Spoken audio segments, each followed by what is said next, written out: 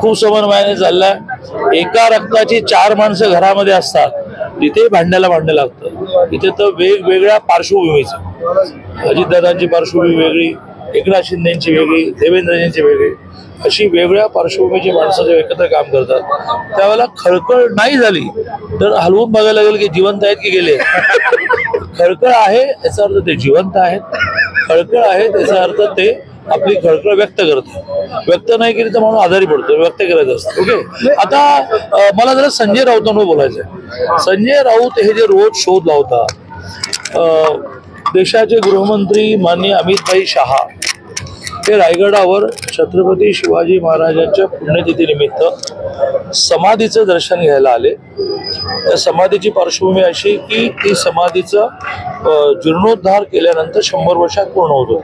384वी पुण्यतिथी, समाधीच्या पुनरुत्थानाला 100 वर्ष पूर्ण झाली। जिजामातेच्या समाधीचं दर्शन घेणं, छत्रपती शिवाजी महाराजांच्या सिंहासनाचं दर्शन घेणं, छत्रपती शिवाजी महाराजांचं समाधी दर्शन। आता याचं स्वागत करायचं सोडून संजय राऊत गेले 3 दिवस बोलतायत, कोणी प्रतिसादच देत नाही। संजय राऊतजी राजकीय दुश्मनी असावे, परंतु अशा प्रकारचा प्रसंग ज्याच्यामध्ये पहिल्यांदा त्या देशाचे गृहमंत्री, हे मला मान्य आहे की इंदिरा गांधी येऊन गेले आहेत, पंडित जवाहरलाल नेहरू येऊन गेले आहेत, अटलजी येऊन गेले आहेत, जयसिंग येऊन गेलेले आहेत, पण देशाचे गृहमंत्री या नात्याने आणि शिवभक्त अमितभाईंचं, संजय राऊतजी अमितभाईंचं 500 पाणी छत्रपती शिवाजी महाराजांवरचं स्वतः तयार केलेलं संदर्भ गोळा केले पुस्तक येत्या काही दिवसात पुण्यात प्रकाशित व्हायचं की दिल्लीत व्हायचं एवढाच मुद्दा राहिलेला। ज्या पुस्तकाचं वाचन केल्यानंतर संजय राऊतजी तुम्हालाही चक्कर येईल की शिवाजी महाराजांचा अभ्यासाने इतका केला। त्या अमितभाईंबद्दल केवळ तुम्ही सत्तेमध्ये नाही, तुम्हाला यायचंय परंतु घेत नाही म्हणून तुम्ही किती दुस्वास करणार। रोज तुमची माणसं चालली आहेत।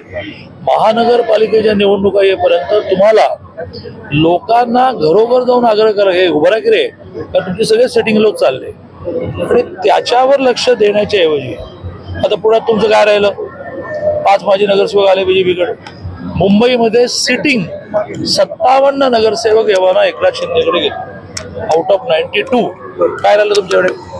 त्याच्याकडे बघायचं सोडून अमितभाई काय बोलले, ते समाधी बोलले की कबर बोलले, बोलण्याच्या ओघामध्ये एका बाजूने त्यांना ते समाधीच्या दर्शनाला आले, समाधी शब्द त्यांच्या डोक्यात होता म्हणून लगेच मुसलमानांचा अनुनय सुरू केला, कबरेला समाधी म्हटली। अरे कुठून शोध लावता?